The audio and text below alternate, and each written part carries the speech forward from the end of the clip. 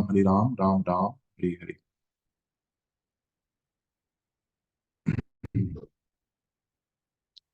हरे कृष्णा। तो आज का जो विषय है जिस पर हम चर्चा करने वाले हैं, आज का विषय थोड़ा आ, एक बहुत ही इम्पोर्टेंट थीम से रिलेटेड है, कृष्ण लीला माधुरी। तो अब हम प्रयास करेंगे जब भी यदि मुझे अवसर मिले तो हम भगवान कृष्णचंद्र के बड़े विभिन्न लीलाओं के विषय में चर्चा करेंगे, और वो भी भागवतम के सारभूत होकर करेंगे।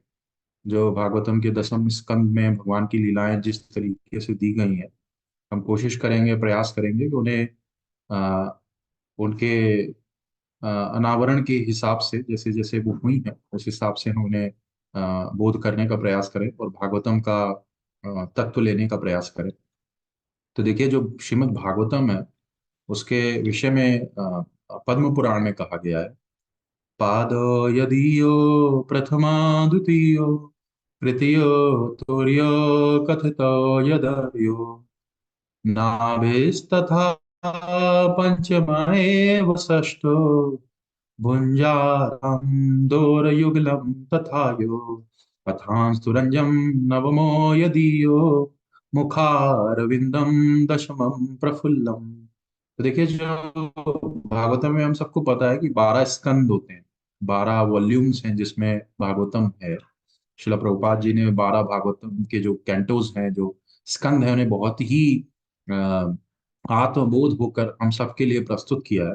तो इस श्लोक में जो पद्म पुराण में आता है उसमें कहा जाता है कि जो प्रथम और द्वितीय स्कंद है भागवतम के, वो भगवान कृष्णचंद्र के चरण के समान, दोनों चरणों के समान है। ठीक है।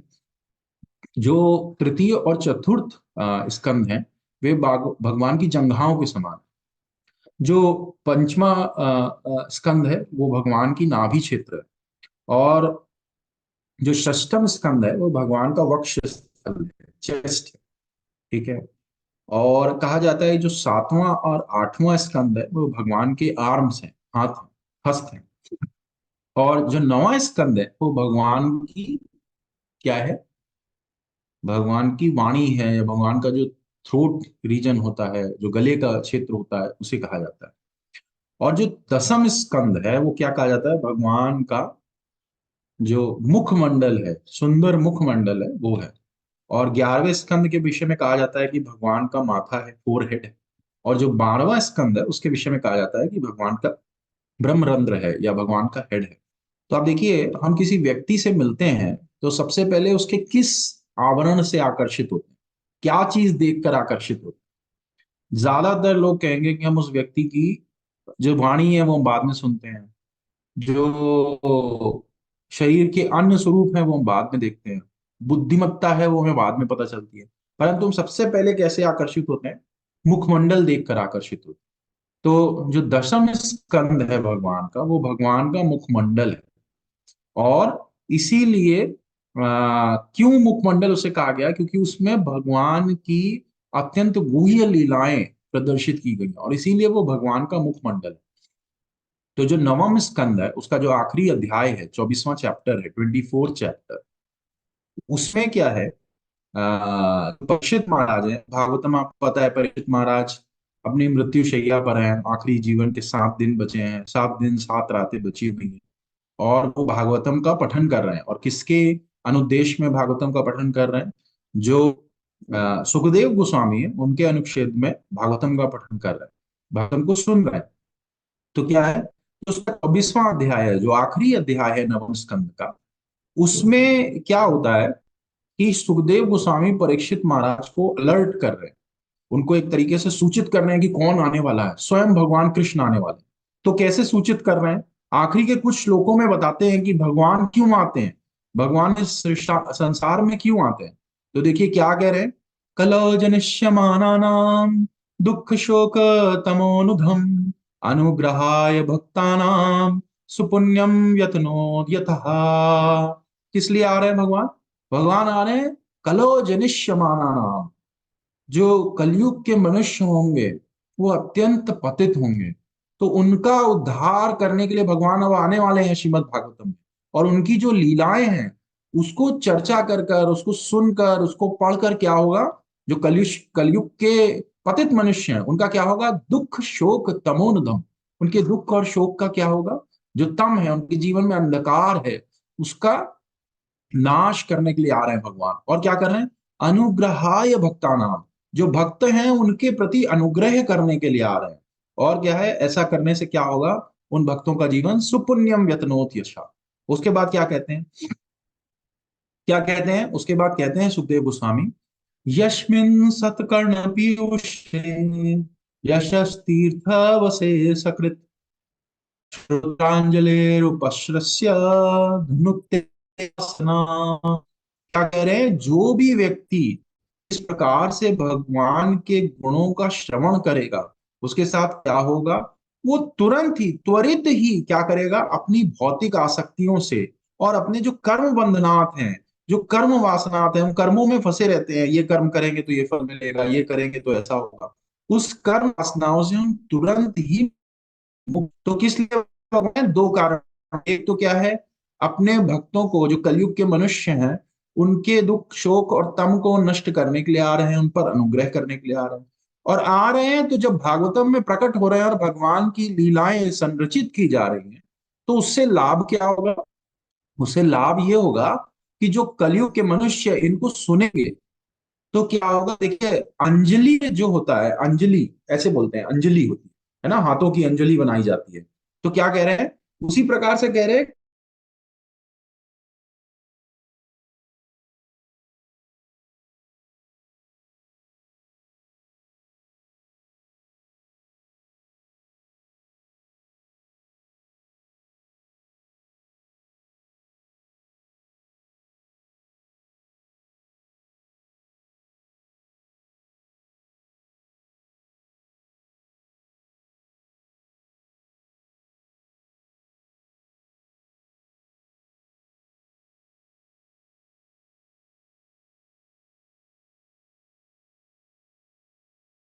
श्रोत्रांजलि उपशस्य धुनुक्ति कर्म वासनम, जो अपने कर्णों की अंजलि से भगवान की इस कथा को ग्रहण करेगा, जैसे हम भगवान का प्रसाद ग्रहण करते हैं तो अंजलि में ग्रहण करते हैं, उसी तरह जो कर्ण की अंजलि से भगवान की कथा का प्रसाद ग्रहण करेगा उसके साथ क्या होगा, वह त्वरित ही क्या करेगा, कर्म वासनाओं से मुक्त हो जाएगा। तो देखिए सुखदेव गोस्वामी यहाँ पर भगवान के आने का अभिप्राय बताते हैं और परीक्षित महाराज को अलर्ट करते हैं कि कौन आने वाला है, उसकी कितनी महत्वता है और वो क्यों आ रहा है, ये भी आप जानिए। और उसके बाद क्या है, सुखदेव गोस्वामी अगले, ये नवम स्कंद है और इसका आखिरी अध्याय चल रहा है, और आखिरी कुछ श्लोकों में क्या करते हैं, फटाफट कृष्णचंद्र जी की लीलाएं बताते हैं, उनका जन्म कैसे हुआ, मथुरा लीला क्या हुई, कंस का विनाश कैसे किया, द्वारिका में गए, द्वारिका में रानियों से शादी की, ऐसा फटाफट फटाफट कुछ 4-5 श्लोकों में, 10 श्लोकों में ये सब खत्म कर। तो क्या, गुरुदेव गोस्वामी जो है वे बड़े ही प्रवीण वक्ता हैं, वे समय समय पर क्या कर रहे हैं, परीक्षित महाराज को टेस्ट कर रहे हैं। अब टेस्ट क्यों कर रहे हैं, देखिए जो भागवतम कथा है वो किस लिए चल रही है, परीक्षित महाराज के लिए चल रही है। 7 दिन 7 रात में कौन आने वाला है, तक्षक नाग आने वाला है और उनका डस कर जीवन खत्म करने वाला है। तो क्या है, परीक्षित महाराज की मन स्थिति को बार बार सुखदेव गोस्वामी देखना चाहते हैं कि यदि उनको कथा में बहुत रुचि नहीं है तो मैं कथा यहीं पर रोक दूंगा। क्यों, क्योंकि जो 10वां स्कंद है, जो 10th कैंटो है, वो कब स्टार्ट हो रहा है, 3.5 दिन के बाद, मतलब आधी अवधि बीत चुकी है और 9 स्कंद हो चुके हैं। अब 10वीं स्कंद जब प्रारंभ हो रहा है तो 3.5 दिन का जो अवसर है वो जा चुका है, और 3.5 दिन से जो सुखदेव गोस्वामी हैं परीक्षित महाराज को कथा सुना रहे हैं। परीक्षित महाराज ना सोते हैं, ना खाते हैं, ना पीते हैं। तो क्या है, वो देखना चाह रहे हैं कि क्या परीक्षित महाराज को वाकई में इस कथा में रुचि है। तो वो फटाफट कृष्णचंद्र जी की सारी लीलाएं बता देते हैं। और भी देखिए एक बड़ी उत्कृष्ट चीज है, कोई सोच सकता है मृत्यु तो किसकी आने वाली है, परीक्षित महाराज की आने वाली है। पर वहां पे और भी बहुत सारे ऋषि हैं, साधु हैं, जो क्या है, वो बैठकर ये कथा 7 दिन 7 रात तक निरंतर सुन रहे हैं। क्यों, क्योंकि उनको ये पता है कि आज परीक्षित महाराज की मृत्यु आ रही है, परंतु ऐसा नहीं है कि हमारी मृत्यु नहीं आएगी, हमारी भी मृत्यु आने वाली है। और इसी कारण से वे बड़े ही सचेष्ट अवस्था से इस कथा का श्रवण कर रहे हैं। ऐसा नहीं कि वो केवल ये सोच रहे हैं कि ये परीक्षित महाराज के लिए ही, और हमें इतनी तपस्या करने की क्या जरूरत है। देखिए जो युधिष्ठिर महाराज है, वो महाभारत के वन पर्व में बड़ी ही श्रेष्ठ बात बोलते हैं, बड़ी ही अच्छी बात बोलते हैं। वे कहते हैं, आहनि आहनि भूतानि गच्छन्ति निज यमलामयम शेष स्थावरत इक्षन्ति हेमाश्चर्य अथ परम। कहते हैं कि आहनि आहनि भूतानि, हर दिन प्रत्येक क्षण क्या हो रहा है, ये जो भूतानी है, ये जो जीव आत्माएं है, ये क्या है, गच्छन्ति यमलामयम, मतलब यम के द्वार को जा रहे हैं। परंतु क्या बड़ी आश्चर्य की बात है, हर कोई ये सोचता है नहीं मेरा नंबर नहीं आना, अभी मेरा नंबर आने में बहुत टाइम। तो युधिष्ठिर महाराज इसमें बड़े आश्चर्यचकित हो रहे हैं, और ये सोच रहे हैं कि बाप रे बाप, ये संसार कैसा है, माया शक्ति से कितना आवरण है, कि हमको पता है कि क्षण क्षण हम मृत्यु के निकट जा रहे हैं, फिर भी हम भ्रमित अवस्था में रहते हैं। और क्या करते हैं कि भाई आ, मेरी मृत्यु नहीं आएगी, परंतु जो बगल वाला व्यक्ति है उसकी मृत्यु आ रही है। हम आयु देखकर सोचते हैं कि इनके बाल सफेद हो गए हैं, तो शायद इनकी मृत्यु आने वाली है। परंतु आप देखिए, जब मृत्यु आती है तो क्या वह भेदभाव करती है। कोविड में देखिए कितने बहुत ही स्वल्प आयु के लोग भी चले गए। तो क्या ऐसा है क्या कि मृत्यु भेद करती है, या मृत्यु ऐसा गारंटी कार्ड देती है कि नहीं आपकी मृत्यु वृद्धावस्था में ही आएगी। लेकिन क्या है, लोग निरंतर परेशान रहते हैं, या सोचते हैं कि मेरा कुछ नहीं होना है। देखिए, अभी देखिए यूक्रेन रशिया में वॉर चल रहा है, तो वहां पे लोग निरंतर मर रहे हैं, मृत्यु के भय से कांप रहे हैं। परंतु भारत में बहता हुआ व्यक्ति क्या सोच रहा है, आज संडे है, आज तो दोपहर में गुलाब जामुन खाएंगे, आज तो हम पनीर की सब्जी बनाएंगे, आज संडे है, हम आज कुछ सेलिब्रेट करेंगे। तो देखिए ये भौतिक जगत ऐसा ही है कि जो उत्सव है वो शव में कब बदल जाए, इसका कोई अभिप्राय नहीं रहता। उत्सव की अवस्था किस समय शव की अवस्था में बदल जाती है कुछ पता नहीं रहता। इसीलिए क्या कहते हैं, पदम पदम यतते विपदाम, किसी भी क्षण विपदा का संकट आ सकता है। तो सुखदेव गोस्वामी जब इस प्रकार से परीक्षित महाराज का टेस्ट लेते हैं, तो परीक्षित महाराज बड़े ही श्रेष्ठ वक्ता हैं। जो सुखदेव गोस्वामी है वो टेस्ट कर रहे हैं कि ये श्रोता है कि सोता है, सुनने वाला व्यक्ति है या सो रहा है। तो परीक्षित महाराज क्या करते हैं, अपने टेस्ट पे क्वालिफाई करते हैं, और क्या कहते हैं, परीक्षित महाराज पूछते हैं सुखदेव गोस्वामी से कि देखिए आप मुझे थोड़ी और डिटेल दीजिए इसमें, मुझे इतने से संतोष नहीं हो रहा है, क्या हो रहा है। क्या कहते हैं परीक्षित महाराज, कहते हैं, श्री राजोवाच, ये देखिए दशम स्कंद का पहले अध्याय का पहला श्लोक है। और क्या कह रहे हैं, श्री राजोवाच कथितो वंश विस्तारो भवता सोम सूर्ययो राज्ञा चोभयम वंश्याम चरितम परम अद्भुतम। क्या कह रहे हैं कि भाई आप मुझे ना थोड़ा विस्तार में इस सूर्य वंश और चंद्र वंश की कथाओं को थोड़ा ठीक से सुनाइए, और क्या करिए कि जो भगवान का चरित्र है ना, जो महान है, अद्भुत है, उसको थोड़ा डिटेल में सुनाइए। इतने से श्लोक में, दो चार श्लोकों में मेरा मन नहीं भर रहा है। और देखिए जब दशम स्कंद में परीक्षित महाराज भगवान के चरित्र को सुनने के प्रति बढ़ रहे हैं, तो ये क्वालिफिकेशन बताई गई है कि वो व्यक्ति कौन है जो क्वालिफाइड है कि भगवान के चरित्र के विषय में सुन सके। परीक्षित महाराज अपने आचरण से बता रहे हैं कि कौन वो व्यक्ति है जो भगवान की लीलाओं को, भगवान के मधुर भाव को सुन सकता है, कौन है वो व्यक्ति। तो क्या कह रहे हैं ये क्या कह रहे हैं, परीक्षित महाराज क्या कह रहे हैं, पितामह में समरे अमरंजय। क्या कह रहे हैं, मेरे जो पितामह है, आप देखिए किसी व्यक्ति के जीवन में कोई कष्ट आ जाए तो हम भगवान को कैसे सोचेंगे कि ये, अब देखिए परीक्षित महाराज बेचारे 3.5 दिन और बचे हैं, उनकी मृत्यु आ रही है, तक्षक नाग किसी भी क्षण आएगा और क्या करेगा, उन्हें डस कर भस्म कर देगा। परंतु परीक्षित महाराज ये नहीं सोच रहे हैं कि क्या उनके साथ गलत होने वाला है। परीक्षित महाराज क्या कह रहे हैं, आपने मेरे पितामहों की रक्षा की। जो अर्जुन है उनके बाबा थे, पांडव जो थे वो उनके वयोवृद्ध थे, तो वो कह रहे हैं आपने मेरे पितामहों की रक्षा की, मेरी जो ज्येष्ठ माता है कुंती, उनकी रक्षा की। और क्या किया आपने, आपने, मैं जब अंगुष्ठ मात्रमलम, जब मैं गर्भ में था, तो एक अंगूठे के साइज में, एक छोटे से साइज में आकर आपने मेरी गर्भ के अंदर रखा। तो मेरा क्या है, मैं आपके प्रति अपनी कृतज्ञता व्यक्त करता हूं। और जब परीक्षित महाराज ऐसा कह रहे हैं, प्रथम से लेकर श्लोक तक, केवल भगवान के प्रति कृतज्ञता व्यक्त, यदि भगवान की लीला सुनने जा रहे हैं और सुखदेव गोस्वामी से कह रहे हैं कि हमें लीलाएं सुननी है भगवान, परंतु लीला सुनने के प्रति योग्यता क्या है, एलिजिबिलिटी, कोई एग्जाम क्वालिफाई करना होता है तो हर किसी को होता है ना, 10th में इतने मार्क्स होने चाहिए, 12th में इतने मार्क्स होने चाहिए, कॉम्पिटेटिव एग्जाम में इतने मार्क्स होने चाहिए।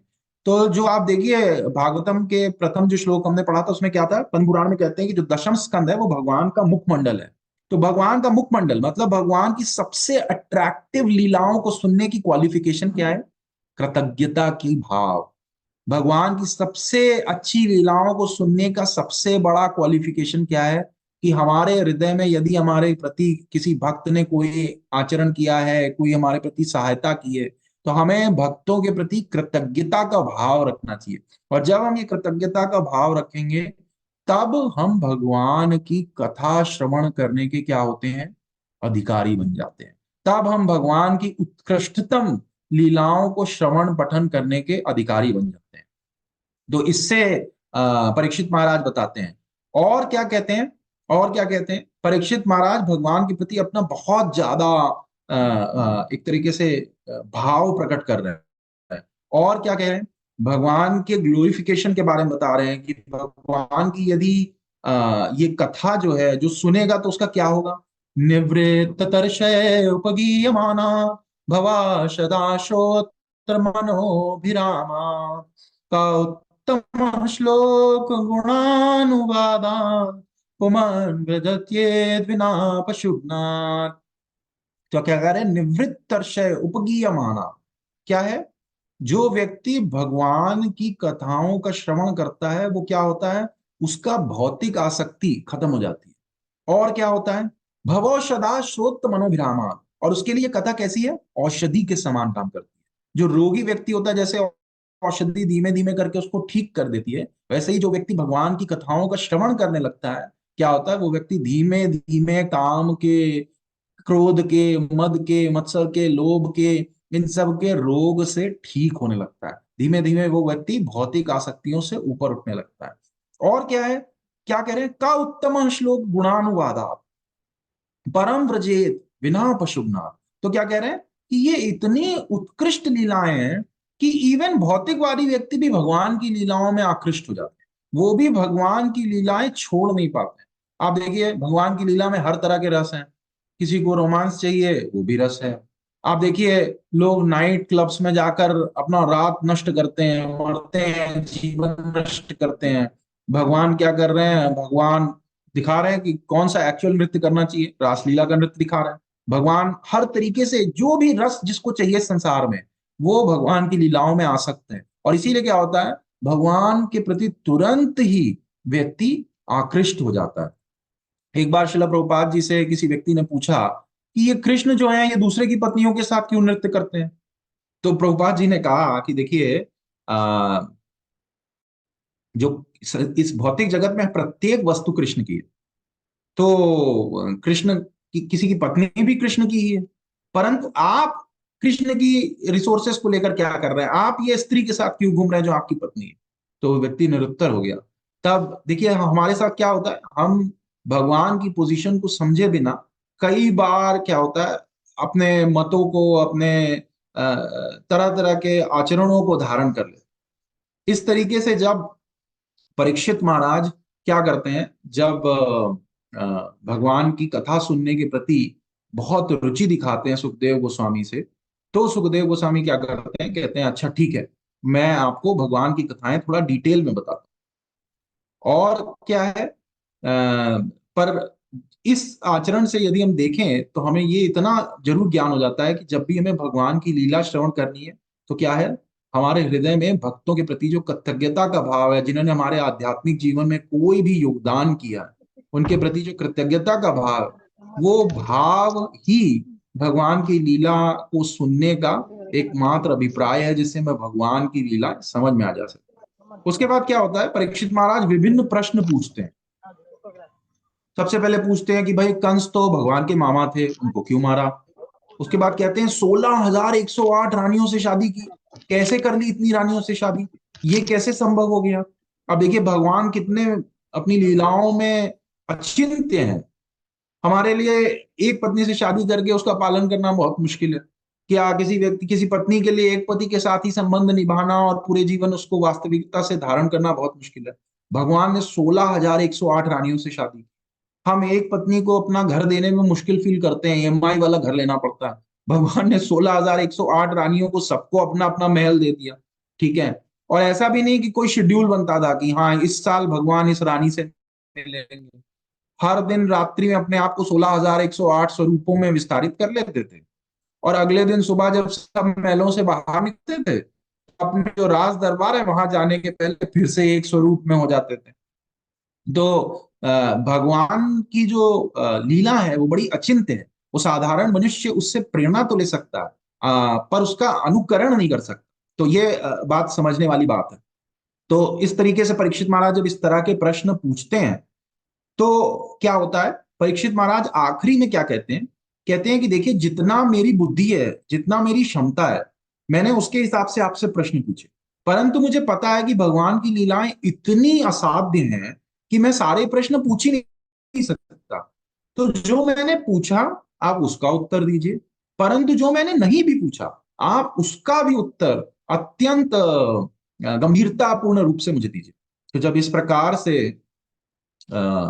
परीक्षित महाराज प्रश्न करते हैं तो क्या होता है, जो सुखदेव गोस्वामी वो अत्यंत प्रसन्न हो जाते हैं और कहते हैं कि देखिए आपके अंदर जो भगवान को सुनने की इच्छा है वो इतनी प्रबल है, और जो आपके जीवन में भगवान की कृपा हुई है आप उसको इतना हृदय से समझते हैं कि आप एक योग्य व्यक्ति हैं जो भगवान के विषय में सुन सकते हैं। देखिए हम सबके जीवन में क्या है, हम सबके जीवन में टाइम लिमिटेड है ना, हमारी आयु जो है लिमिटेड है, मतलब अभी किसकी कितनी आयु है किसी को पता नहीं।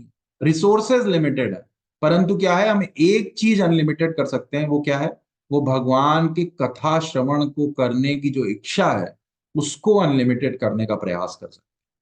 परीक्षित महाराज के पास केवल 7 दिन की आयु थी, उसमें भी 7 दिन 7 रात का समय था। वो कह सकते थे भाई रात्रि में तो हम जरूर सोएंगे, ठीक है, भोजन करने के लिए जरूर उठेंगे, पानी जरूर पीते रहेंगे। उन्होंने हर भौतिक आवरण का त्याग कर दिया ताकि वो सबसे ज्यादा समय भगवान की कथा श्रवण को दे सके। जब इस तरीके से भगवान के कथा श्रवण के विषय में सोचते हैं तब सुखदेव गोस्वामी बहुत प्रसन्न होते हैं। देखिए आप में से पता नहीं बहुत लोग एकादशी रहते होंगे। आप एक एकादशी आती है जिसका नाम है पांडव निर्जल एकादशी। तो जब वो एकादशी आती है तो हमारे जैसे साधारण भक्त क्या करते हैं, 2 दिन पहले से ही जल को देखना शुरू कर देते हैं कि अब इससे एक दिन के लिए विरक्ति हो जाएगी, है ना। एक दिन पहले रात में पानी की बोतल को अच्छे से चूमते हैं कि अरे तुमको पूरे एक दिन हाथ नहीं लगाना पड़ेगा। तो क्या है, हमारे जैसे भक्तों के लिए एक दिन भी जल को त्याग करना कितनी बड़ी बात है। और जल तो जल है।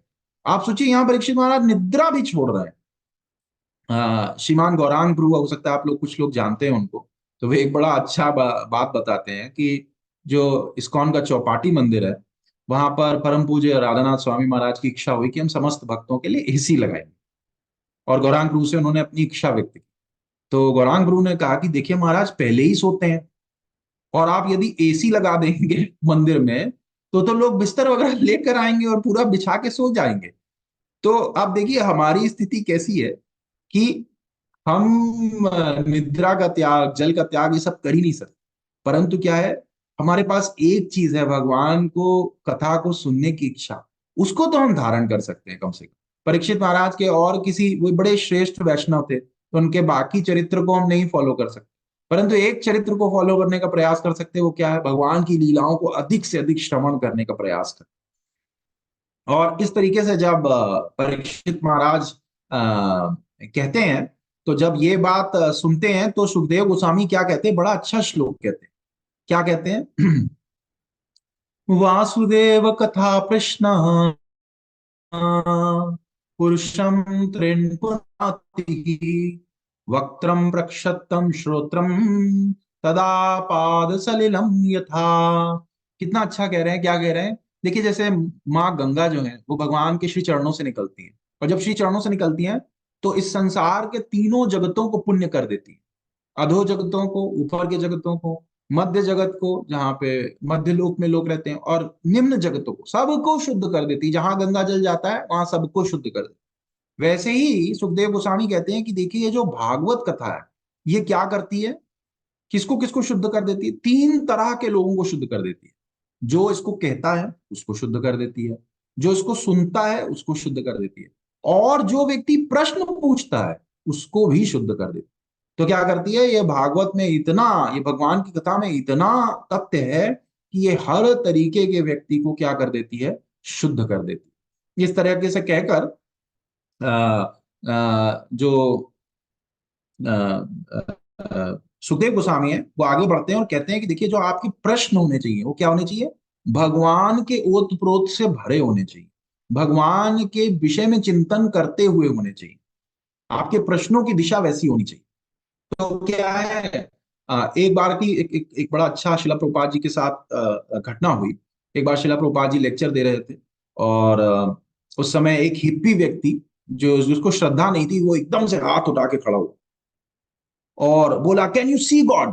और उसकी जो भाषा शैली थी उससे प्रभुपाद समझ सकते थे कि ये व्यक्ति बहुत श्रद्धावान व्यक्ति नहीं है। तो प्रभुपाद ने उससे कहा, you first sit down and then I will be able to see God. मतलब तुम मेरे और भगवान के बीच में आ रहे हो, तुम बैठो तो मैं भगवान को दे दूं। तो देखिए, प्रभुपाद जी क्या कहते थे कि मुझे ना पाश्चात्य जगत में कृष्ण भक्ति देना बहुत ही आसान था। क्यों? क्यों? क्योंकि क्या था, भक्ति देने के लिए जो क्वालिफिकेशन चाहिए, या जो एक तरीके से तथ्य चाहिए, वो क्या है, जो पाश्चात्य देश के व्यक्ति थे उन्होंने क्या कर रखा था, अपने घरों को छोड़ आए थे, रोड पे रहते थे, है ना, जो मन होता था वो करते थे। और भगवान ने गीता में क्या कहा है? भगवान कहते हैं गीता में, सर्वधर्मान परित्यज्य। भगवान ने क्या ये कहा है, सर्व पापाम परित्यज्य? नहीं नहीं नहीं, ये नहीं कहा है। भगवान ने कहा है, सर्वधर्मान परित्यज्य माम एकम शरणम व्रज। तो प्रभुपाद कहते थे कि मुझे तो कुछ करना ही नहीं पड़ा, वो सारे धर्मों को छोड़कर बैठे हुए थे, और मैंने क्या किया, मैंने उन्हें माम एकम शरणम व्रज, मैंने उनको भगवान की शरण तक पहुंचाने का कार्य कर। तो मेरा कार्य बहुत ही आसान था पाश्चात्य जगत। तो इसीलिए कहा जाता है कि जब प्रश्न पूछना है तो क्या पूछना है, श्रद्धा के भाव से पूछना है, और कृष्ण के चिंतन करते हुए पूछना है। क्यों? क्योंकि भागवत गीता में भी कहा गया है, जो चतुर्थ अध्याय है और उसका 34वां श्लोक है, वो कहता है, तद विधि प्रणिपाते न प्रणि प्रश्ने न सेवया उपदीक्षन्ति ते ज्ञानम ज्ञानी नाम तत्वदर्शिनः। जो व्यक्ति अपने गुरु से, या जो श्रेष्ठ लोग हैं उनसे क्या करता है, एक एक विनम्रता के भाव से और सेवा के भाव से जब प्रश्न पूछता है, तो क्या होता है, उस व्यक्ति को जो ज्ञान है उसका तत्व पता चल जाता है, और वो क्या होता है, इस तरीके से वो ज्ञान में तत्वदर्शी हो जाता है। ये भगवत गीता में कहा गया है। उसके बाद क्या है, जो कथा है वो आगे चलती है, और जो परीक्षित महाराज हैं उनको सुखदेव गोस्वामी कथा सुनाना चालू करते हैं, और कहते हैं कि देखिए, लगभग 5000 वर्ष पूर्व जो माता पृथ्वी थी, उन्होंने एक गौ का रूप धारण किया, और ब्रह्मा जी के पास क्रंदन करते हुए गई, और उनसे कहा कि देखिए, मेरे ऊपर बहुत अत्याचार हो रहे हैं, बहुत राक्षसी शक्तियां इस धरती पर आ चुकी हैं, और आप करके मेरी सहायता कीजिए। अब देखिए, ब्रह्मा जी कौन व्यक्ति हैं? ब्रह्मा जी को सृष्टिकर्ता कहा जाता है, second creator of this full universal manifestation. आप देखिए, ब्रह्मा जी उनसे कह सकते थे कि भाई, अच्छा तुम मेरे पास आए हो, चलो हम तुम्हारे सारे प्रॉब्लम सॉल्व कर देंगे। परंतु ब्रह्मा जी क्या करते हैं, ब्रह्मा जी बड़ी ही विनम्रता के साथ सारे देवताओं को लेकर कहाँ जाते हैं, भगवान विष्णु के पास जाते हैं।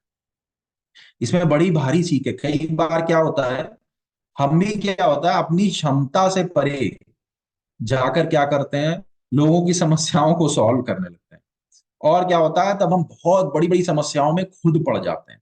तो हमें ये ब्रह्मा जी के चरित्र से समझना चाहिए कि हम कितने भी शक्तिशाली हों, हमारी शक्ति की एक सीमा है, और हमें उस सीमा के बाहर की परिस्थितियों को हैंडल करने के लिए और भक्तों की सहायता लगेगी, भगवान की सहायता लगेगी। उसके बिना वो कार्य संभव नहीं है। सारे लोगों को लेकर जाते हैं और क्या कहते हैं, भगवान की प्रार्थनाएं करते हैं। वहां पर पुरुष सुक्त प्रेयर्स हैं, प्रार्थनाएं हैं, वो भगवान की करते हैं। तो क्या देखिए, ब्रह्मा जी अकेले भी जा सकते थे गौ माता को लेकर। देखिए, एक लीडर के लिए बड़ी थोड़ा डिप्रेसिंग बात होती है कि सारे अपनी टीम को लेकर जाए और किसी और के बारे में बोले कि अरे हमें उनसे मदद मांगनी पड़ेगी तभी काम हो पाएगा। लोग सोचते हैं दूसरे से मदद मांगना है तो थोड़ा छुपा के कर लेते हैं, किसी को बताएंगे नहीं, है ना। पर ब्रह्मा जी क्या है, सबको साथ लेकर जाते हैं। क्यों? ब्रह्मा जी तथ्य जानते हैं। तथ्य क्या जानते हैं? देखिए, यदि कोई व्यक्ति दिल्ली में बैठकर अकेला चिल्ला है सरकार हाय हाय हाय हाय, तो क्या होगा? एक पुलिस वाला आएगा, दो डंडे मारेगा और भगा देगा। परंतु क्या है, जब 1 लाख व्यक्ति एक साथ बैठकर चिल्लाएं सरकार हाय हाय हाय हाय, तो क्या होता है? इस संसार की बड़ी से बड़ी सरकार हिल जाती है। और क्या होता है? तब लोग क्या करते हैं, ध्यान देते हैं, अरे भैया इतना क्यों चिल्ला रहा है। तो जब हम क्या है, हम अकेले भक्ति करने का प्रयास करते हैं तो क्या होता है, भगवान कहते हैं हाँ ठीक है कर रहा हो।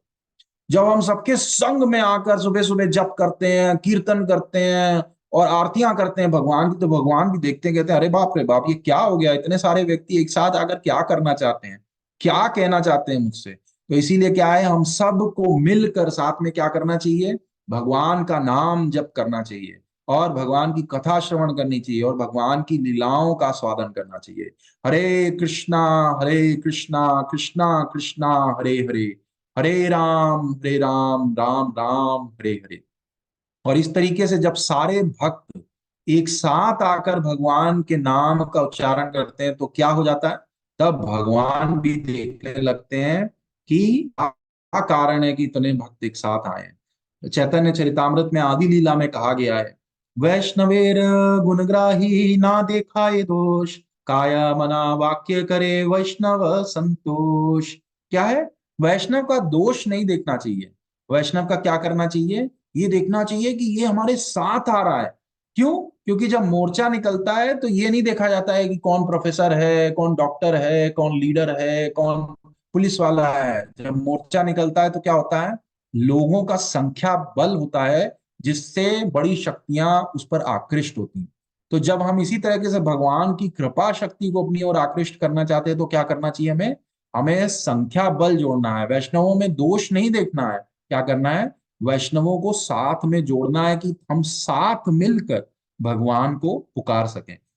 और जब इस प्रकार से हम पुकारते हैं तो क्या होता है, तब भगवान कृपा करते हैं। इसी तरह से जब ब्रह्मा जी भगवान को इस तरह से पुकारते हैं तो क्या होता है, भगवान ब्रह्मा जी के मन में संदेश देते हैं कि मैं प्रकट होऊंगा और आप सारे देवताओं से कहिए कि जो यदु वंश है और जो वृष्णि वंश है उनमें जाकर वे प्रकट हो।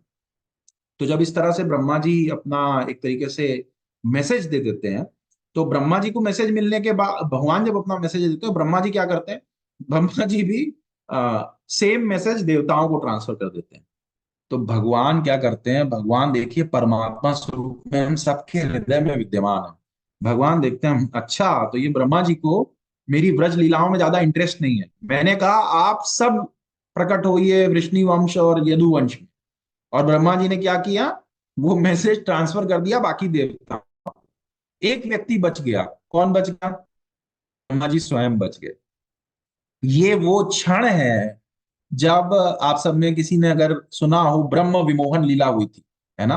तो हम धीमे धीमे अब हम प्रयास करेंगे कि हम ना एक सीक्वेंस में भगवान की लीलाओं का श्रवण करें, तो रैंडम टॉपिक्स ना उठाएं। तो ब्रह्म विमोहन लीला जब आएगी तब आएगी, परंतु ये वो क्षण है जब ये तय हो गया था कि ब्रह्म विमोहन लीला होगी। क्यों? क्योंकि ब्रह्मा जी को भगवान ने कहा आप सब यदु वंश और वृष्णि वंश में प्रकट हुई।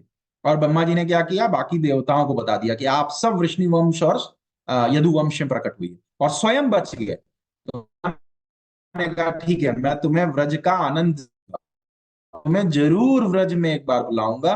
और उसी के लिए भगवान ने आगे चलकर क्या किया, ब्रह्म विमोहन लीला का आस्वादन कराया।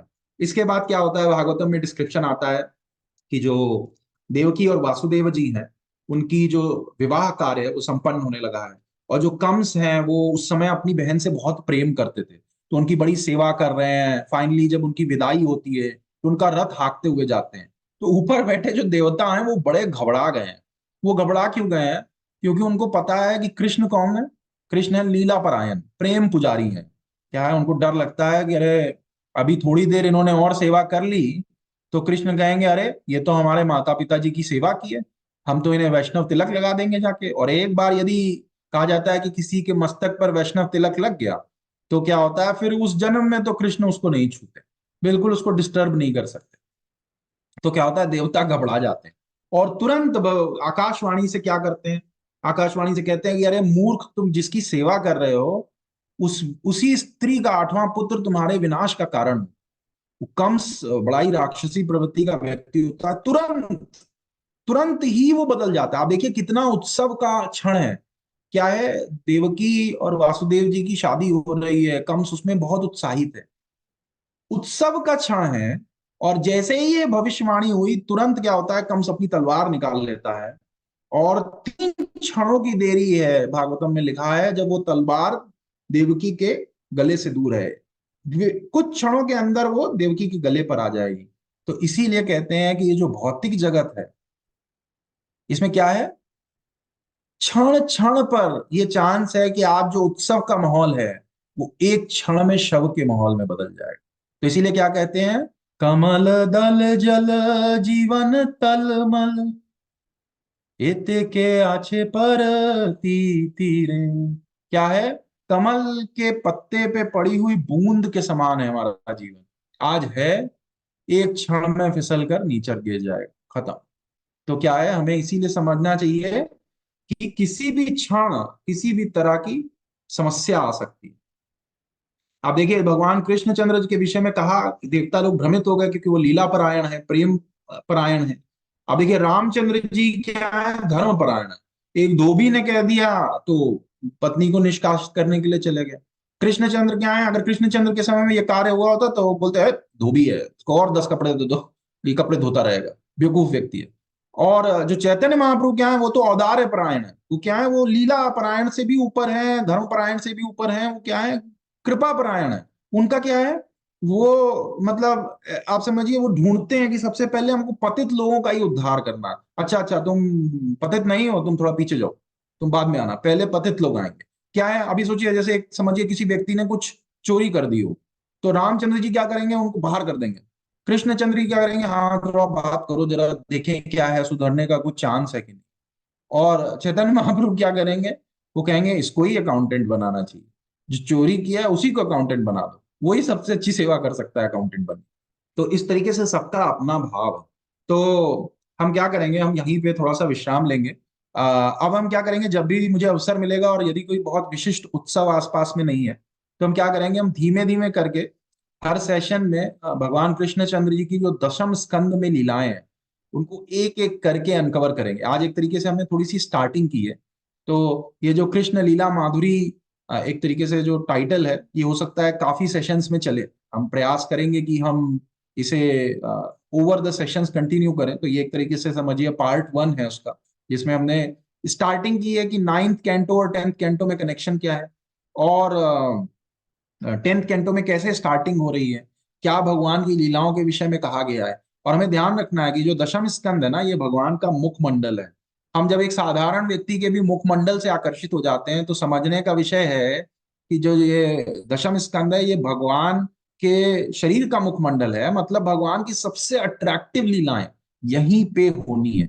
तो इसीलिए हम क्या प्रयास करेंगे, हम धीमे धीमे करके इस दशम स्कंद को थोड़ा आत्मसात करने का ओवर द सेशंस प्रयास करेंगे। मेरी अपनी भी कोई योग्यता नहीं है इसके विषय में बोलने की, जो श्रेष्ठ वैष्णवों से सुना है वही मैं आपको एक तरीके से पुनः अपनी वाणी से कह देता हूँ। तो यदि कुछ त्रुटि हो गई हो तो उसके लिए मुझे क्षमा करें। और मैं श्रीमान विजेंद्र कृष्ण प्रभु जी का बहुत बहुत आभारी हूँ कि वो मेरी शुद्धि के लिए मुझे ये अवसर देते रहते हैं। क्योंकि देखिए आपने आज तो हमने श्लोक भी पढ़ा मतलब ये जो मैं कहता हूँ आज हमने इसे श्लोक के भाव से भी समझा। क्या है, वासुदेव कथा प्रश्न पुरुषम तृण पुनाति वक्त्रम प्रक्षकम श्रोत्रम तदपाद सलिलम यथा। जैसे गंगा देवी तीनों जगतों को शुद्ध कर देती है ना, वैसे ही क्या है, जो भगवान की कथा करने में आस्वादन लेते हैं, कथा करने वाला, कथा सुनने वाला और प्रश्न पूछने वाला, उन तीनों को शुद्ध कर देती है भगवान की कथा। तो इसी के साथ हम अपने इस सत्र को विराम देते हैं। और मैं भगवान से प्रार्थना करता हूँ कि हम सब अ, भगवान की इस लीला कथा का श्रवण करते रहें और अपने जीवन को एक उत्कृष्ट अवस्था तक पहुंचाएं। हरे कृष्ण। हरे कृष्ण प्रभु ji. Thank you so much प्रभु ji for this wonderful session. अभी कोई भक्त अपना पॉइंट कोई शेयर करना चाहे, और यदि कोई मन में जिज्ञासा हो तो वो प्रभु जी से पूछ सकते हैं।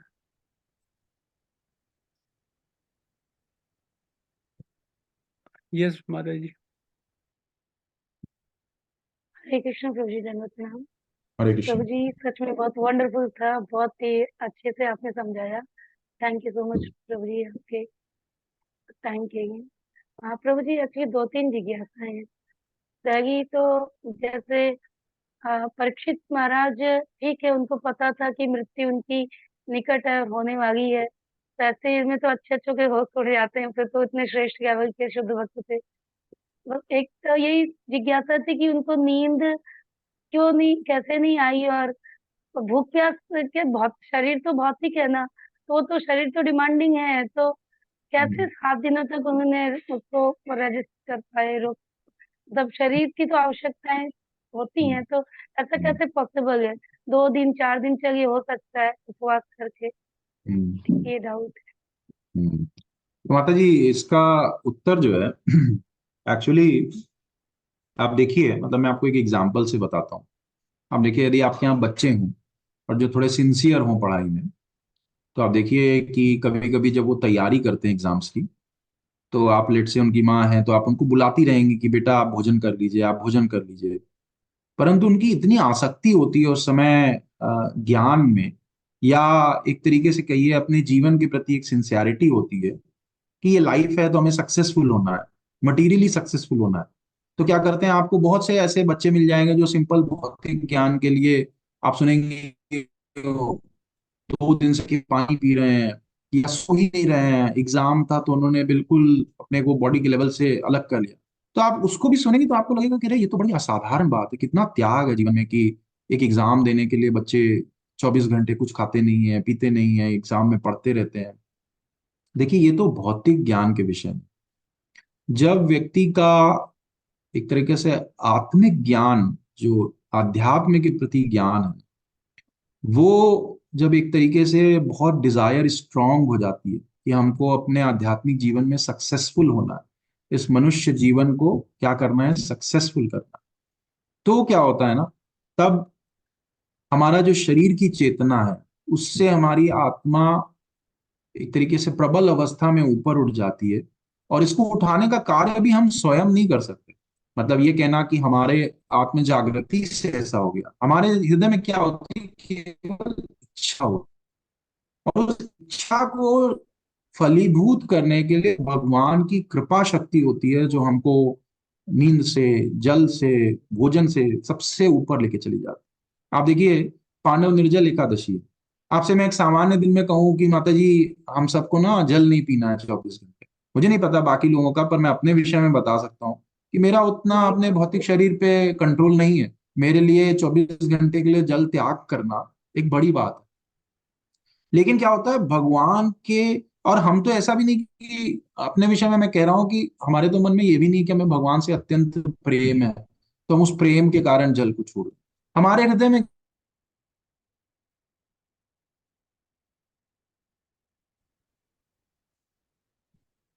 हमारा वैष्णवों के प्रति एक कर्तव्य है, हमारा गुरु के प्रति एक कर्तव्य है।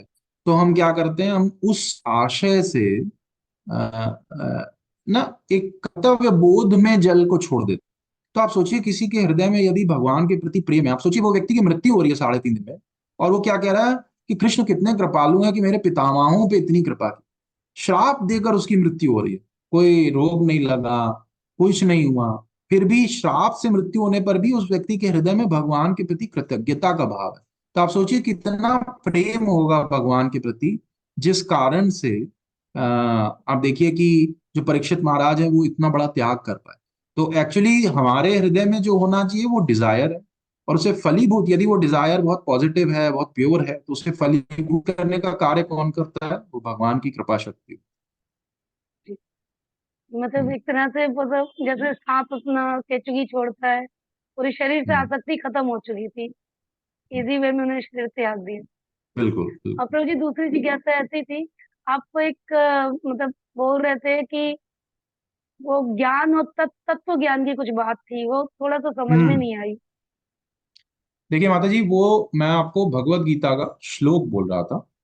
वो श्लोक इस प्रकार से है, वो आई थिंक 4.34 श्लोक का है भगवत गीता का। श्लोका है, तद विधि प्रणिपातेन परिप्रश्नेन सेवया उपदेक्ष्यन्ति ते ज्ञानम ज्ञानिनास तत्वदर्शिना। क्या कह रहे हैं भगवान, मतलब यहाँ पर भगवान क्या कह रहे हैं कि अगर तुम्हें ज्ञान चाहिए तो कैसे ज्ञान मिलेगा। तद विधि प्रणिपातेन, जो भगवान ने एक विधि बनाई है, एक लीनिएज बनाई है, उसमें क्या प्रणिपातेन, उसमें समर्पित होकर, इसीलिए हम कहते हैं गुरु शिष्य परंपरा, परंपरा के अनुगत होकर हमें भक्ति का पालन करना चाहिए। तद विधि प्रणिपातेन, एक तरीके से समर्पित होकर, और क्या, परिप्रश्नेन सेवया, और प्रश्न पूछने हैं, परंतु क्या है, सेवा करते हुए प्रश्न पूछने हैं, या सेवा के भाव से प्रश्न पूछने हैं, चैलेंजिंग। हम अपने अर्ली भक्ति के जीवन में तो अगर हमें डाउट्स हैं तो पूछ सकते हैं, परंतु हम भक्तों के जीवन में हैं और चैलेंजिंग फॉर्मेट में क्वेश्चंस पूछ रहे हैं, ऐसा कैसे आप बोल सकते हैं, ये कैसे आप कर सकते हैं, तो वो एक्चुअली ज्ञान के अनुकूल नहीं है, आपके जीवन में ज्ञान का प्रकाश नहीं फैलेगा।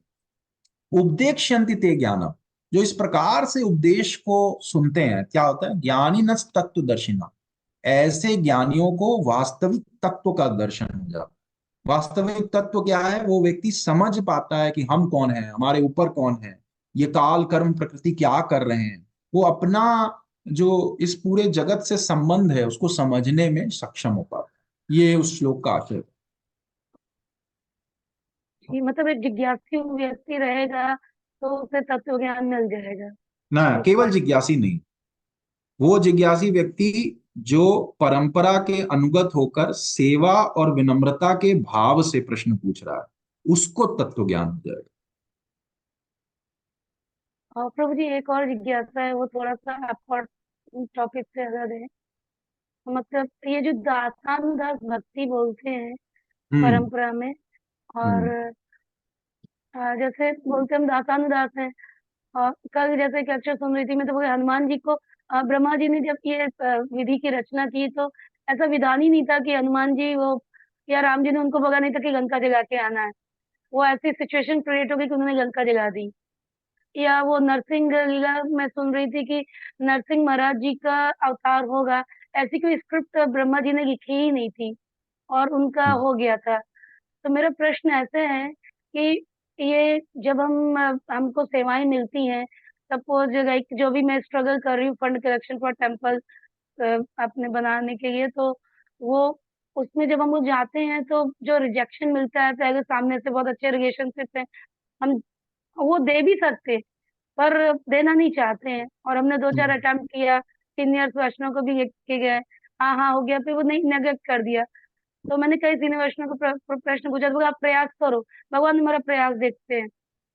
भगवान हमारा प्रयास देखते हैं, अगर हमारा कोई सेल्फ, हमारा कोई पर्सनल मोटो होता तो हम अवसाद में आ जाते अगर हमारा रिजल्ट फुलफिल नहीं होता। पर ये भगवान का काम था, तो हमने ये अपने आप को सेटिस्फाइड करके छोड़ दिया कि भगवान हम्म। की इच्छा है। भगवान हम्म। हमारा प्रयास देखे हम कितने उसको जा चाह रहे हैं, हमने एक्स्ट्रा चैंटिंग किया, सब कुछ किया जितना हम कर सकते थे, पर अब हमने उसको दोबारा टोका नहीं। उसको भी पता है कि भाई अगले डोनेशन के लिए आए थे, गए थे, पर फिर उसने भी सामने से नहीं फॉलो किया, हमने भी करना छोड़ दिया।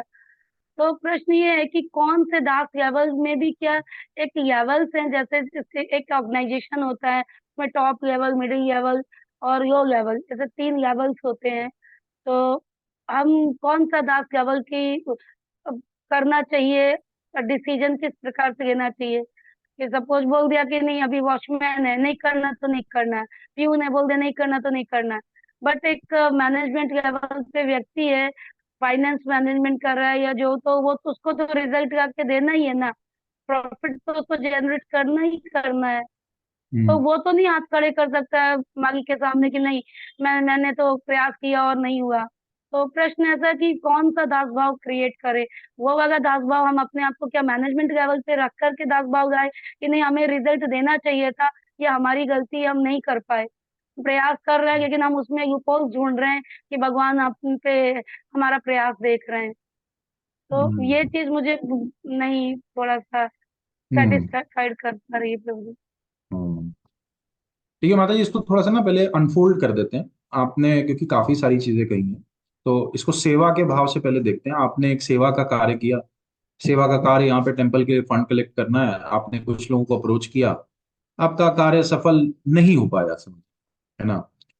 तो आप इसको दास दास अनुदास के भाव से कनेक्ट करके देख रहे हैं कि मैं कैसे देखूं कि मैं वास्तविकता में दास हूं। मुझे इंस्ट्रक्शन मिला कि फंड कलेक्ट करना है, आपने प्रयास किया फंड कलेक्ट करने के लिए, आपको फंड नहीं मिल पाया, ठीक है। जी और अब आपको लग रहा है कि मैंने अपने आप को रीजनिंग देके कि हमने प्रयास किया तो भगवान प्रसन्न होंगे, इससे खुश हो रहे हैं, पर हमें तो इंस्ट्रक्शन मिला था कि फंड कलेक्ट करना है, तो अभी क्या करें, है ना। देखिए माता जी, ये शायद ऐसा ही कुछ रेलेवेंट डिस्कशन लास्ट सेशन में भी हुआ था, तो we will take it up from there. जी, बट मैंने इतना उत्तर नहीं दिया। देखिए माता जी, हाँ नहीं, कोई बात नहीं, कोई बात नहीं। देखिए माता जी, ऐसा रहता है कि अ, पहले तो हमें ये समझना होगा कि हमें जब भी इंस्ट्रक्शन मिलती है, आप जिस भी टेम्पल में सर्व कर रहे हैं, जिस भी सेंटर में सर्व कर रहे हैं, वहां के जो सीनियर्स हैं उन्होंने आपकी योग्यता को देखते हुए आपको एक इंस्ट्रक्शन दी कि आपको ये कार्य संपन्न करना है, ठीक है। जी आप उस कार्य में प्रयास करने के लिए, या एटलीस्ट आपने वचन दिया कि हाँ मैं ये कार्य करूँ या करूंगी, और आप उस कार्य को प्रयास किया, आप सफल नहीं हो पाए, या आपने प्रयास ही नहीं किया, दोनों ही ऑप्शंस हो सकते हैं। परंतु यदि आपके हृदय में ये भाव है कि मैं ये प्रयास करना चाहता था और इसमें सफल नहीं हुआ, या करना चाहती थी इसमें सफल नहीं हुई, किसी भी कारण से, चाहे आपने प्रयास किया ही नहीं या आपने प्रयास करके विफल हो, वो हर स्थिति में एक उत्तम परिवेश है। क्यों? देखिए, आपके हृदय का भाव है जो बहुत इंपॉर्टेंट है। जैसे आपने हनुमान जी के विषय में बात की, जो सुग्रीव थे उन्होंने भगवान रामचंद्र को वचन दिया था कि वो माता सीता को ढूंढने में रामचंद्र जी की मदद करेंगे। भगवान रामचंद्र जी से उन्होंने जब वचन दिया, उनके बड़े भाई को रामचंद्र जी ने वध कर दिया, और सुग्रीव क्या हुए, भोग विलासिता में तुरंत ही आतुर हो गए। उन्होंने अपने आप को भोग विलासिता में, क्योंकि वो राजा बन गए, और राजा बनने के बाद उन्होंने क्या किया, उन्होंने अपने जीवन को, जो चतुर्मास था, वो पूरा का पूरा एक तरीके से भोग विलासिता में ही नष्ट कर दिया। तो रामचंद्र जी ने लक्ष्मण जी को भेजा। अब लक्ष्मण जी उग्र स्वभाव के हैं, बोला कि जाके सुग्रीव को याद दिला के आओ कि उन्होंने क्या वचन दिया था। तो लक्ष्मण जी ने कहा, याद दिलाना है या मार ही देना है? तो रामचंद्र जी ने कहा, नहीं नहीं, केवल याद दिलाना है, वापस आ जाना है। जब याद दिलाया तो सुग्रीव जी को तुरंत अपनी गलती का एहसास हुआ, और उन्होंने क्या किया, करेक्शन किया, और करेक्शन करके वापस आए, और आके फिर माता सीता की खोज में लगे। जब खोज हो रही थी, जब सेतु बंधन का कार्य हो रहा था, तो हनुमान जी सबसे बलिष्ठ योद्धाओं में से थे रामायण के। हनुमान जी अपने गति से कार्य कर रहे थे, परंतु वहां पर एक गिलहरी थी जो अपनी गति से कार्य कर रही थी, छोटे छोटे रेत के दानों को भर रही थी, है ना, सेतु में। तो बहुत लोगों को लग रहा था, अरे इसका क्या कार्य है, बहुत लोग उसका उपहास भी कर रहे थे। परंतु रामचंद्र जी ने उस कार्य की भी बड़ी श्रेष्ठता की। तो आप देखिए कि यदि हमें कोई सेवा मिली है और हमारे हृदय में भाव का करेक्शन है कि हमको ये सेवा करनी है, भगवान के प्रति करनी है, हम नहीं कर पा रहे, उसके कुछ भी कारण हो सकते हैं। आज की डेट में हम उन रेत के तिनकों को ही बटोर रहे हैं, वो भी एक कारण हो सकता है। और दूसरा कारण ये हो सकता है कि हम कर ही नहीं रहे हैं, सुग्रीव की तरह सुप्तावस्था में चले गए हैं, विलासिता की अवस्था में चले गए। देखिए, भगवान इतने करुणामयी है ना, कि आप अगर केवल हृदय में सही चेष्टा भी रखते हैं कि हमें ये सेवा करनी है, आगे बढ़ना है, सेवा करने का जो भाव है, वही भाव दास दास अनुदास का एक परिचायक है। वो भाव नहीं जाना चाहिए, इंपॉर्टेंट वो है। आपने मंदिर के टेम्पल कलेक्शन के लिए प्रयास किया, आप नहीं कर पाए इससे, कोई बात नहीं। आप अपनी लर्निंग्स लिखिए, क्या लर्निंग्स हुई, आपसे क्या गलतियां हुई। बहुत लोग क्या करते हैं, फंड कलेक्शन के समय या तो अपने रिलेटिव्स को ही रीच आउट करते हैं, या क्या करते हैं कि बिना रिलेशनशिप के लोगों से फंड कलेक्ट करना स्टार्ट कर। देखिए, फंड कलेक्शन, आप किसी से धन तब ले सकते हैं जब आपने उस पे कोई व्यय किया हो। देखिए, व्यय किया हो मतलब किस चीज का व्यय, जरूरी नहीं धन का व्यय, संबंध का व्यय, प्रेम का व्यय, आदान प्रदान का व्यय। तब वो व्यक्ति का हृदय इतना बड़ा हो जाता है कि वो क्या करता है, वो कुछ देने के लिए आतुर होता है, ठीक है। तो कुछ गलतियां हो सकती हैं हमसे, हमें उन गलतियों को रिकंसाइल करना चाहिए। एक नया तरीके से इस परिवेश को देखना चाहिए और प्रयास करते रहना चाहिए। और जो सेवा की भावना है वो हृदय में बिल्कुल उत्कृष्ट रहनी चाहिए। हमें अपने अथॉरिटीज के प्रति ट्रांसपेरेंट रहना चाहिए। इससे अच्छी कोई भावना है नहीं दास दास अनुदास की। ठीक है, आप अपना जो एक तरीके से सेवक का भाव है जब तक उसको जीवित रखते हैं तो आप इस कैटेगरी में फॉल करते हैं। अब वो हाई है, लो है, मीडियम है, ये भी हम नहीं तय कर सकते। ये तो हमसे जो श्रेष्ठ है वो बताएंगे ना हम कितने अच्छे सेवक हैं। हो सकता है हम रेत के दाने लाएं और उसी से वो बहुत प्रसन्न हो जाए कि अरे इन्होंने इतना अच्छा कार्य कर दिया। और हो सकता है हम बड़े बड़े पर्वत लेके आ जाएं फिर भी वो कहें कि अरे ये बहुत अहंकारी हो चुका है, ये सेवा तो करता है परंतु अहंकार इसके अंदर बहुत हो चुका है। तो ये तय करना कि मीडियम कैटेगरी में दास दास अनुदास है कि हाई कैटेगरी में है कि लो कैटेगरी में है, ये हमारे श्रेष्ठों को तय करने दीजिए। हमारे एंड से हमें जो करना है वो ये है, सेवा का भाव दृढ़ करते रहना है। और वो जब तक दृढ़ होता रहेगा तब तक हम अपनी भक्ति में प्रशस्त होते sorry Prabhu ji, sorry for interruption. Actually मेरा हैं। प्रश्न मतलब लेवल था, दिखाने के पोजीशन से नहीं था, डिसीजन मेकिंग पोजीशन से था कि क्या हम ऐसे जैसे हनुमान जी से डिसीजन सेल्फ लिया गया, हम्म, नर्सिंग अवतार भी सेल्फ डिसीजन हो गया था उस सिचुएशन, हम्म। डिसीजन मेकिंग पे मेरा लेवल तो से अगर था। आप देखिए, अगर डिसीजन मेकिंग के पॉइंट ऑफ व्यू से चलिए तो हनुमान जी को क्या कहा गया था कि लंका जाकर माता सीता की खबर लेकर आए। हनुमान जी वहां गए, उन्होंने माता सीता की जो बेसिक एक्शन था वो कंप्लीट किया। पर उन्हें पता था कि ये एडिशनल एक्शन करने से क्या होगा, नेक्स्ट साइकिल के लिए एग्जाम्पल सेट हो जाएगा। जब रामचंद्र जी आएंगे तो उनको पता होगा कि एक सेवक आके अगर पूरी लंका जला सकता है तो भगवान आएंगे तो फिर क्या होने वाला। ठीक है, आप फंड कलेक्ट करने गए, आपका फंड कलेक्शन का काम हो गया, गुड। पर आपको देखना है कि भाई वो व्यक्ति में और सामर्थ्य है, वो भगवान की और सेवा कर सकता है, या इस व्यक्ति को अभी कथा और नाम की जरूरत है ताकि इसमें श्रद्धा का भाव आए। You should identify. अब वो डिसीजन मेकिंग आपको कोई सिखा नहीं सकता, वो आपको खुद जनरेट करनी होगी कि इस व्यक्ति को इनकलकेट करने के लिए हमें और क्या करना है। when we see people, the problem is we see them only from the point of donations. We should start seeing them from the point of being, having a potential of becoming a devotee. And when we start doing that, donation is something which will automatically come.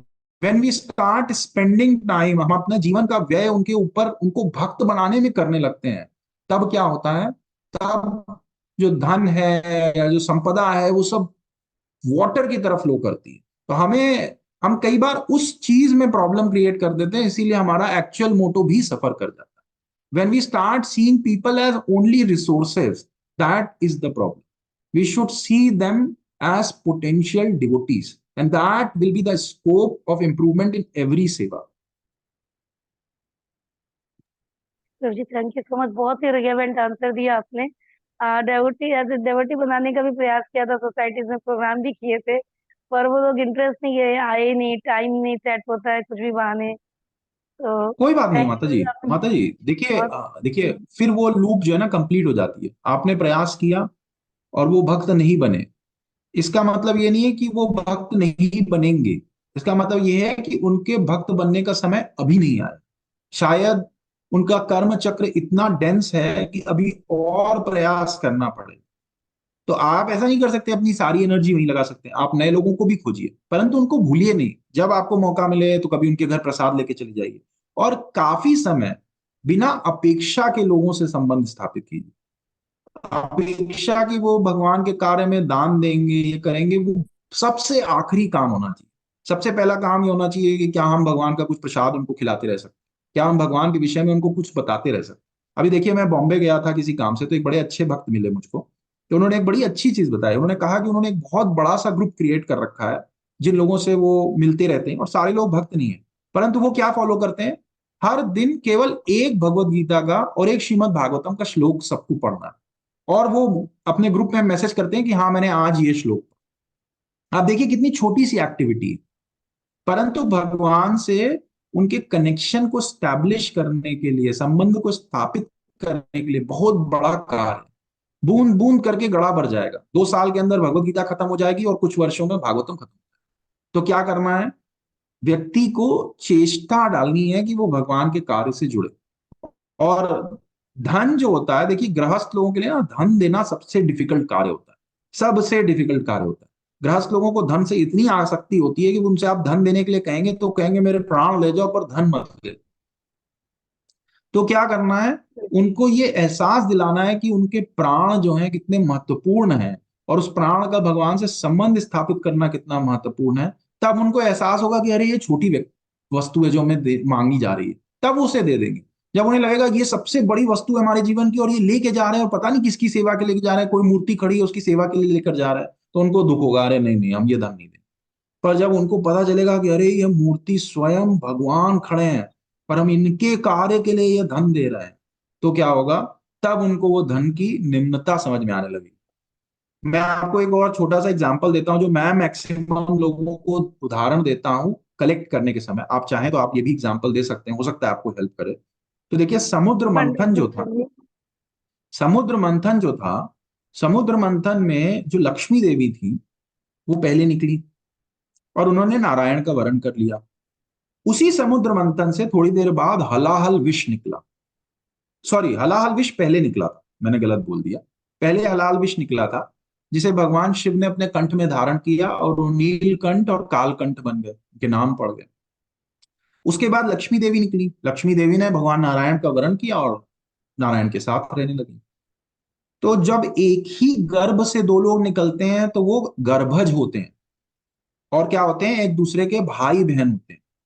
यदि कोई व्यक्ति एक ही गर्भ से निकले तो वो आपस में भाई बहन होते हैं। तो लक्ष्मी देवी के बड़े भाई जो हैं उनका नाम है विष। और विष भी कौन सा विष, हलाहल विष, जिसका एक बूंद अगर इस संसार पे गिर जाए तो सब नष्ट हो जाए। जब व्यक्ति क्या करता है कि बिना, आप एक एग्जाम्पल समझिए, यदि मेरी कोई बहन हो और वो अपने पति के साथ कहीं भी घूमने जाए तो मेरे लिए बहुत अच्छी बात है, घूमे, कोई प्रॉब्लम नहीं। परंतु यदि कोई व्यक्ति मेरी बहन को बिना उसके पति के खींच कर कहीं लेकर जा रहा हो और मैं उसका बड़ा भाई हूं, तो यदि मेरी क्षमता में होगा तो मैं उसके जीवन में विष ही विष घोल दूंगा। तो इसी तरीके से जब लोग लक्ष्मी का आस्वादन बिना नारायण के करने का प्रयास करते हैं तो उनके जीवन में विष ही विष घुल जाता है। कई बार ये एग्जाम्पल बहुत काम आ जाता है लोगों की। देखिए तुलसीदास जी ने कहा है भय बिनु होई न प्रीति। कई बार व्यक्ति के हृदय में भय आता है तो उसके हृदय में प्रेम का भी भाव आ जाता है। तो ये भी काफी बार आपको हेल्प करता है लोगों को ये रियलाइज कराने में कि लक्ष्मी देवी का एक तात्पर्य नारायण की सेवा में। थैंक यू सो मच प्रभु जी, इतना जबरदस्त रिलेवेंट एग्जाम्पल दिया आपने। मतलब कैसे भक्त बनाना है, महाप्रसाद खिलाना है और प्रीचिंग करना है। जी जी, बहुत सुंदर। आपने पूरा डाउनलोड दे दिया प्रभु ji, thank you so much. धन्यवाद नाम। हरे कृष्ण।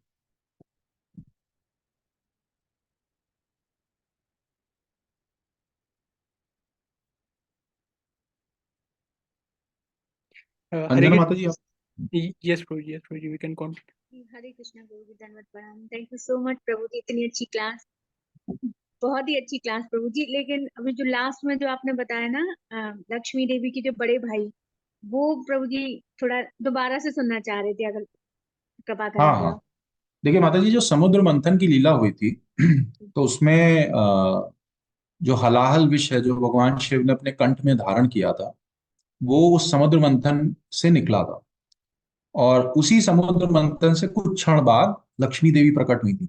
जो देवता और असुर समुद्र मंथन कर रहे थे वासुकी नाग को पकड़कर, है ना, उसी समुद्र मंथन से फिर लक्ष्मी देवी भी प्रकट हुई थी। तो मेरा कहना यह है कि जब एक गर्भ से, उस समुद्र के गर्भ से दो लोग निकले, तो एक गर्भ से निकलने वाले दो लोग एक दूसरे के भाई बहन होते हैं या बहन बहन होते हैं या भाई भाई होते हैं। तो जो विष है वो भगवान लक्ष्मी देवी के बड़े भाई हैं। और मैंने ये उदाहरण दिया कि यदि किसी की छोटी बहन अपने पति के साथ कहीं जा रही हो तो अत्यंत स्वाभाविक चीज है, कोई उसमें बाधा नहीं है। परंतु यदि कोई व्यक्ति खींच के छोटी बहन को कहीं लेकर जा रहा हो तो बड़े भाई के यदि क्षमता में होगा तो वो क्या करेगा, वो उस व्यक्ति के जीवन में विष ही विष घोल देगा। तो मेरा यही कहना है कि जब लक्ष्मी जी बिना नारायण के कोई व्यक्ति अपने जीवन में धारण करने का प्रयास करता है तो क्या होता है, उसके जीवन में विष ही विष घुल जाता है। यही मैं कह रहा था माता जी से, आरती माता थैंक जी यू से। थैंक यू सो मच, जय थैंक यू, धन्यवाद प्रणाम। जय।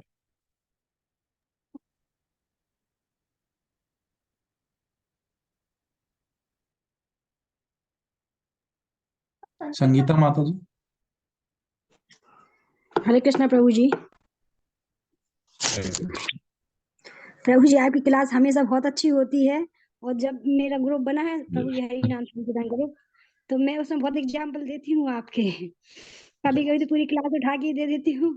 और आपका ये जो एग्जाम्पल है ना शिव जी वाला, ये बहुत ही अच्छा है, कहीं भी मतलब जय इसको दिया जा सकता है। जय। तो आपकी क्लास बहुत अच्छी होती है, मतलब देने लायक होती है, कहीं भी सुन के अपन कोई भी एग्जाम्पल सेट करके दे सकते हैं। हरे कृष्णा प्रभु जी। जय माता जी, आप आशीर्वाद दीजिए, हम भी अपनी भक्ति में प्रगति करें। जय। हरे कृष्णा प्रभु जी। हरे Krishna.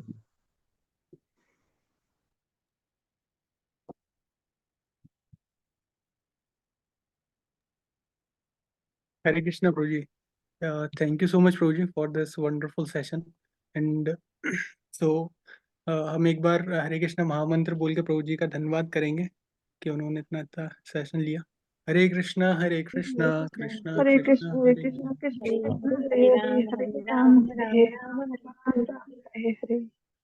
Okay, thank you so much प्रभु जी। थैंक यू प्रभु ji, thank you. Hare Krishna Prabhu.